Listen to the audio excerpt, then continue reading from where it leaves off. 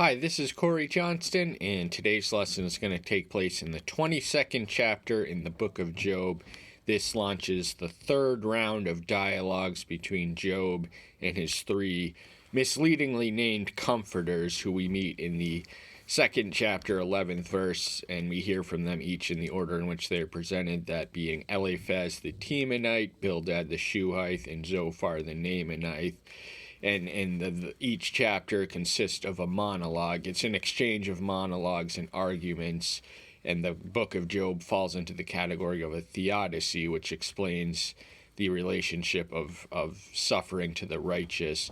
But these three comforters insist that suffering is exclusively reserved and visited upon sinners, but Job's experience clearly invalidates the premise of their argument.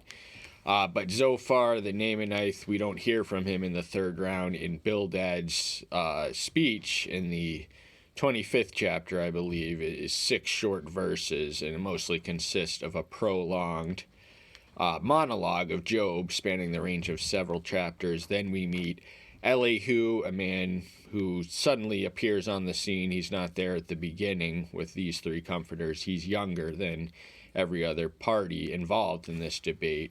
And then we finally hear Job's answer. Prayer is answered. He gets an audience with Yahweh, who descends in the form of a whirlwind, from chapters 38 through 42. But beginning with now, there is a systematic repetition in the 20th through the 22nd chapter. They all consist of 3 arguments. So Zophar gives his ballad of the wicked, what he's observed, what their fate is, what the consequences of living wickedly is. And he says that life is brief for the wicked. They will not live long, merry lives. Their pleasure and prosperity is fleeting, temporary and ephemeral, and their death is painful. And then in the 21st chapter, which is Job's seventh speech, seventh time we hear from him, he systematically attempts to dismantle these arguments. So the first thing he does is that the wicked, they seem to be living long lives, verses 7 through 9. Why do the wicked live, become old, and become mighty and powered? Their seed is established with them before their face, and their offspring before their eyes. Their houses are peace without fear. Neither is the rod of Eloah upon him. So the length of life and the multitude of progeny were considered blessings, divine blessings in the ancient world. But even the wicked, they lived to a ripe old age. They lived in health. Their lives are often longer than those of the righteous, and they have a way of gravitating to the top of the pecking order. And not only is their seed established, but eventually he says their bulls breed and do not fail. In the 10th verse, in Job's livestock and cattle were swept away by nomadic bandits who took all his considerable wealth in a twinkle of an eye. And fear. The wicked should fear to be found out in their wickedness, and their sin should find them out. But Job says that their houses, their families, their living dwells, they are at peace. They do not experience the calamitous consequences that should come and deserve to come for inflicting calamity on other. Fear is an alien emotion, and they are unpunished. So by implication, Eloah is giving them permission to persist in their wickedness by not intervening, and that is the worst thing. 3 times in the first chapter in the book of Romans, we hear him say, "I give them up." Wouldn't that be awful? If he just assigned you to the consequences of your own sin, that is the severest form of judgment, when he just stops trying to convict you. So if you are convicted when you are doing wrong, you should be grateful, because that means the struggle's still in you. You haven't surrendered. And then verse 14 through 15, and they say to El, turn aside from us, for we have no desire to know your ways.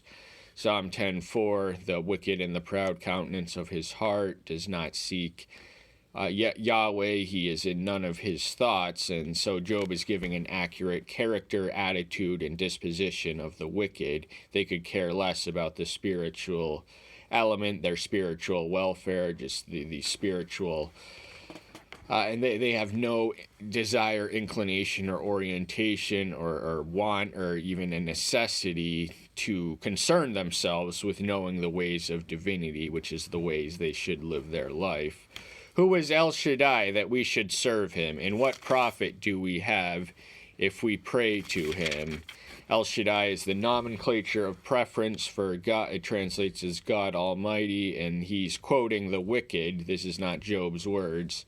He's saying, why would the wicked serve him, and what possible profit can they have from praying? And if you are wicked, you can expect your prayers not to be answered, because even though in the New Testament we have the promise that our every righteous request will be accommodated and answered, keyword righteous, but our sin creates a barrier and a chasm, which it disables and hinders the access, the beeline to the divine. This is communicated in passages such as Proverbs 15:29, Isaiah 59:1 and 2, John 9:31, and a few other places.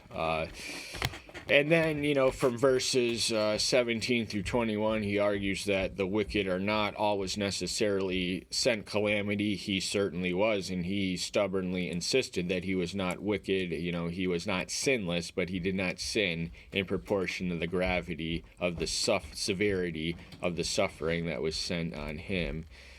But in verse 22, he says, does anyone teach El knowledge, since he judges those that are exalted? So he's an omniscient being. That's the attribute of unlimited or infinite wisdom and intelligence, and none of us, he's literally incapable of learning, because he already knows everything there is to know. He knows everything that is, everything that was, everything that is yet to be. He knows the truth in the past, present, future from one broad panoramic view, so no man can dare presume to be his counselor, and he is the judge. So this speaks of his might. So he's not only omniscient, but he's omnipotent and sovereign. So he judges those who are prosperous in the ways of the world just the same as those who are on the bottom rung of the ladder of society. And then he describes, death. There's no death is a democracy. It comes to us all equally, and it makes us all equal when it comes. Nevertheless, it does not come to us all, even though it comes to us all the same, it does not come to us in the exact same way. And he says there's no uniform pattern which determines the quality of death between the wicked and the righteous. Together they lie down in the dust, and worm covers them up. So whether you are righteous or wicked, you eventually become worm food.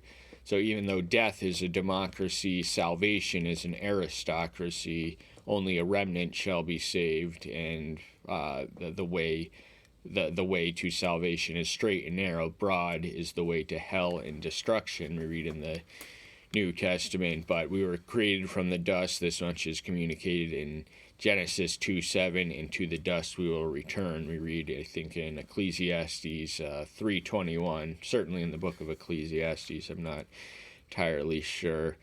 He just continues. In the 34th and final verse of this chapter, he says, how then do you comfort me in vain, seeing that perverseness remains in your answers?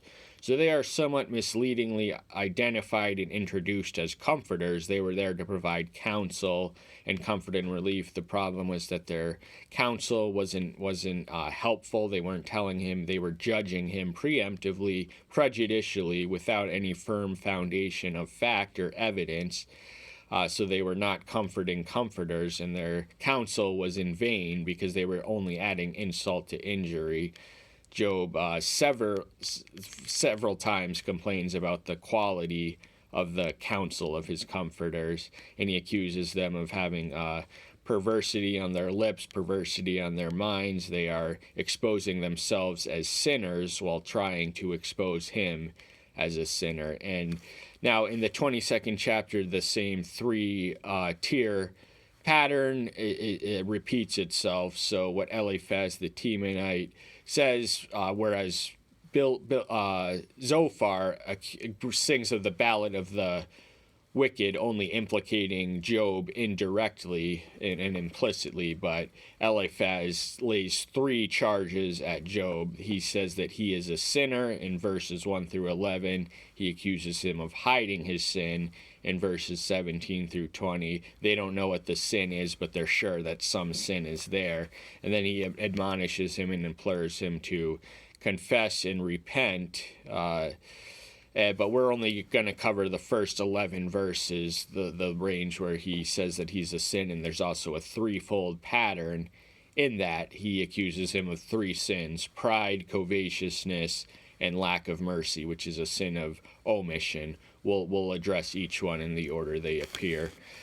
22nd chapter, first verse, lesson itself. And Eliphaz the Temanite answered and said, this is the 3rd speech of Eliphaz. We heard from him in the 4th and 5th chapter, also the 15th. He is the senior most member of the 3 comforters who are there. They were of Edomite territory, if not descent. And Teman, the town from which he hailed, had a reputation for wisdom, as is indicated in Jeremiah 49:7, and he is the most eloquent and polished and most elaborate orator of the 3. He says much that is true. He's certainly persuasive in his arguments if one does not know better, but the reader has the hindsight first off of the heavenly dialogue in the first 2 chapters that none of these comforters or Job or Elihu have any awareness of. But he begins to accuse him of the sin of pride in verses 2 through verses 4. Would a strong man be of use to El, even he who is wise be of use to him? As an omnipotent and omniscient being, one would think that, frail, imperfect, fragile humanity, imperfect, inadequate, would be completely useless to him, but the fact is that he seldom works his plan on the earth without human assistance. But by the same token, the people he has called and chosen, according to Paul in 1 Corinthians 1, are the weak and the foolish of the world, to confound and to shame the wise. So anyone who is strong, anyone who considers himself strong on their own resources and independence, and lacks the humility, but goes by the illusion of their own might, is not going to be of use to Elohim. And anyone who is wise in their own estimation, Proverbs 3:7 speaks again, be not wise in your own eyes. That will render you useless and ineffective. But wisdom, if the weapons of our warfare are not carnal, then wisdom is one of the single most deadly and potent weapons we can wage in our spiritual warfare. But is it a delight to El Shaddai that you are righteous, or gain that you make your ways perfect? So El Shaddai is a perfect being. He is self-existent, self-created, self-sustaining. He does not need anything. He is not changed. He is not altered by the state of any, even the collective wickedness of the world does not diminish his perfect righteousness. And whether we are righteous or not he's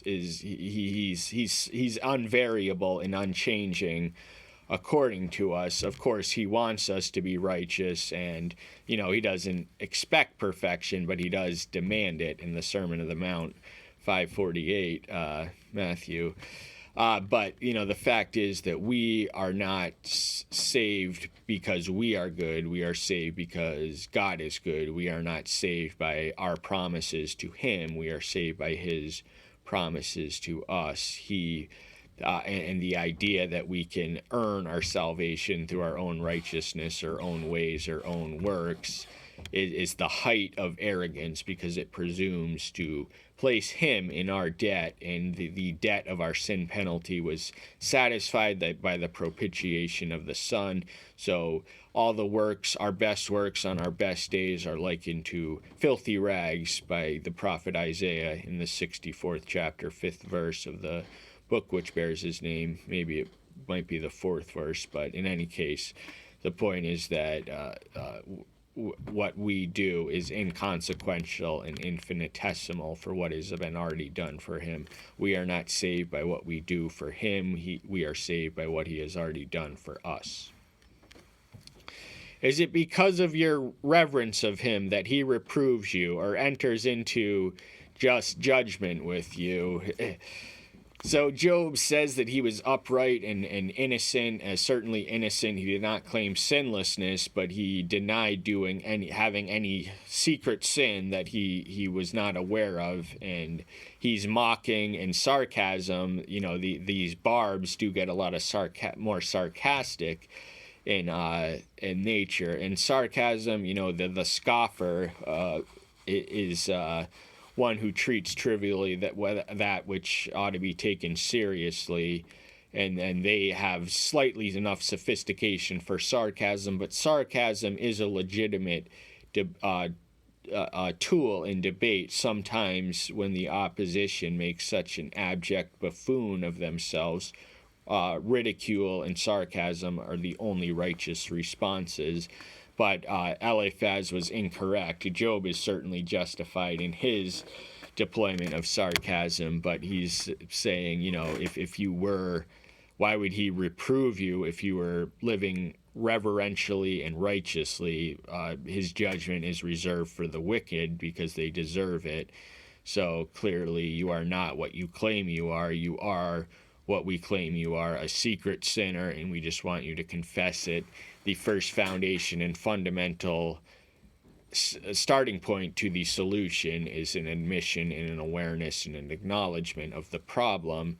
And Job says he hasn't sinned. They all say he does. And verse 5, is not your evil great, and there is no end to your wickedness? So he's saying he is the chief of sinners. He is the worst sinner in the world.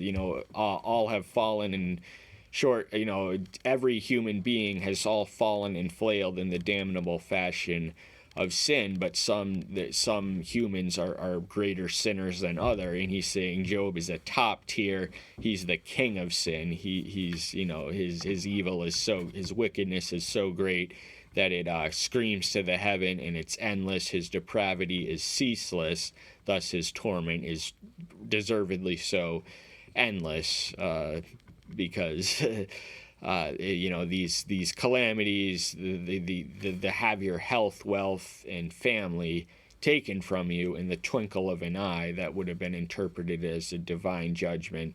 And there was a supernatural work at first, but none of them knew that it was Satan.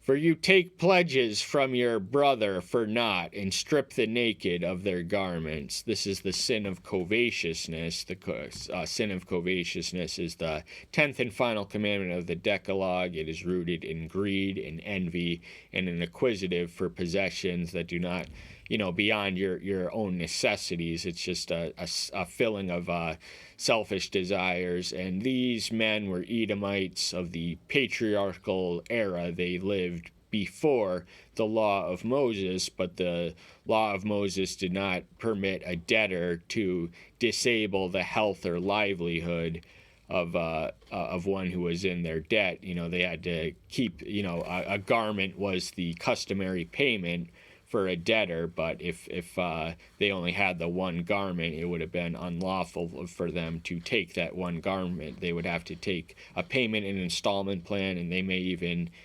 reduce themselves to indentured servitude for being in their debt. But he's accusing Job of having abused, misused, and exploited his power as a leading citizen of Utz. He would have, his judgment would have been respected in his commerce. He was the greatest man in all the East, but he's saying that he abused his greatness and the privilege of his position to take away, to deprive human beings of their greatest need of shelter, because we are at the mercy of the elements. We need clothes to not only be able to walk in public unembarrassed and unashamed, but also to protect us from the elements. Because of the mammal species, we are the least mammalian in measure of hair. We do not have the hair, which serves animals as their equivalent of clothes.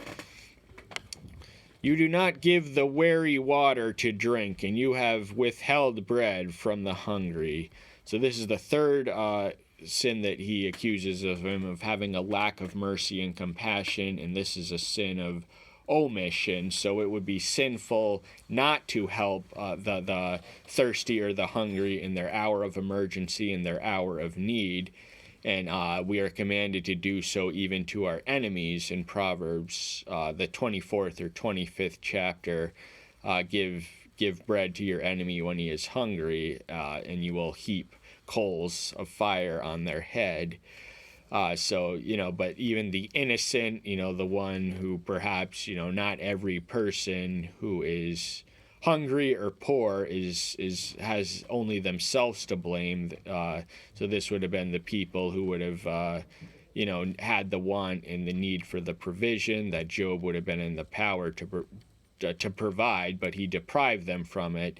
And other translations say that he's accusing him of, this is something you have done, but other translations say you must have. In other words, it's the only plausible explanation for the severity of your suffering is the gravity of your sin. You must have done all these things, and you're not admitting him. Here he's assuming that in this translation it reads to think that these are settled, accomplished facts.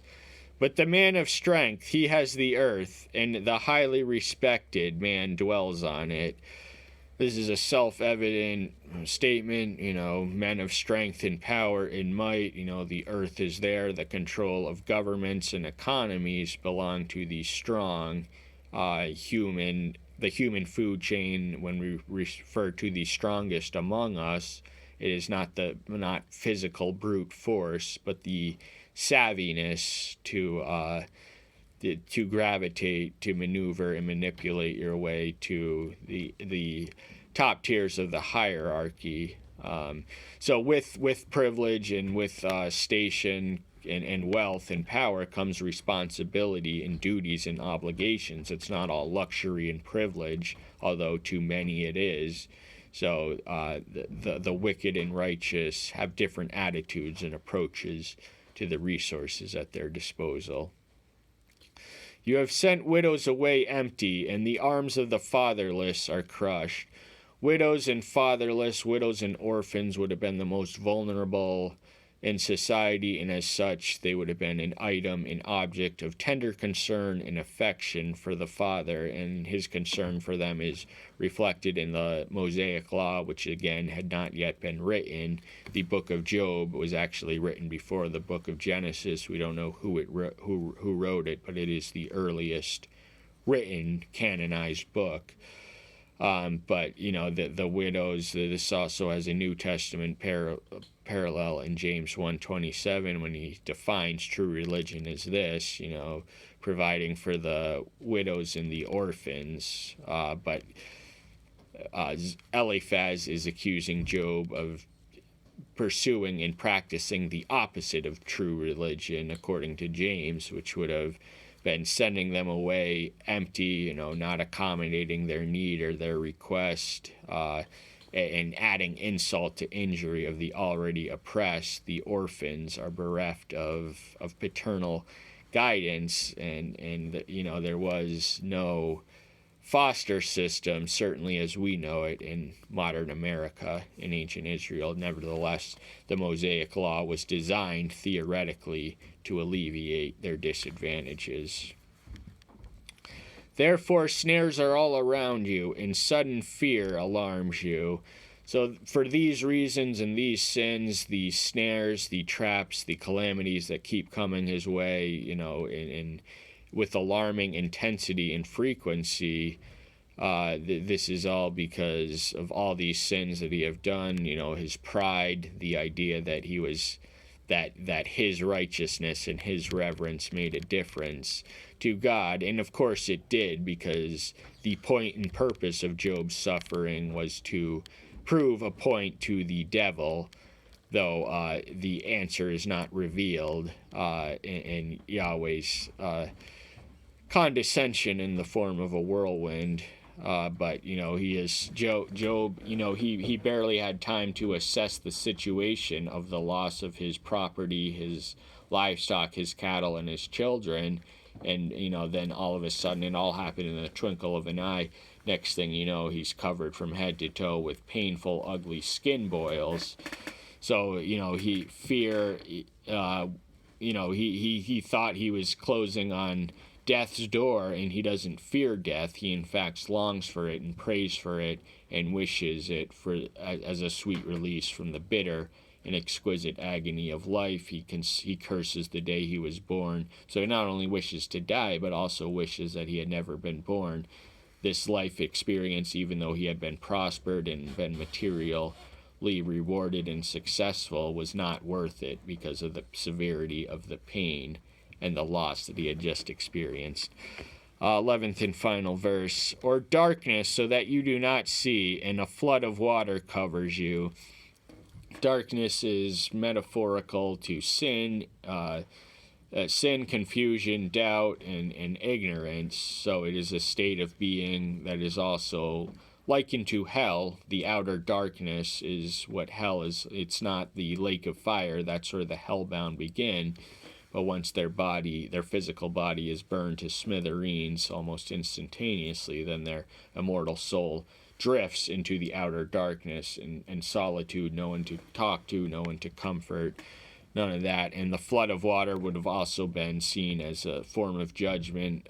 Since the days of Noah, the flood was Elohim's judgment on the human race, whose the imaginations of their heart were only evil continually. So as I said earlier, that all of us are sinners, but there are degrees of severity of sinners, and the people of Noah's generation certainly deserved the flood, but Job did not. Nevertheless, he received it for the point and purpose of proving to the devil that though the entire world may forsake you if you take everything from you, there is one man living that will not. And that's all the time we have for today. Thank you so much. I'm so glad you're here. Stay tuned until next time. I'll see you then. Bye-bye.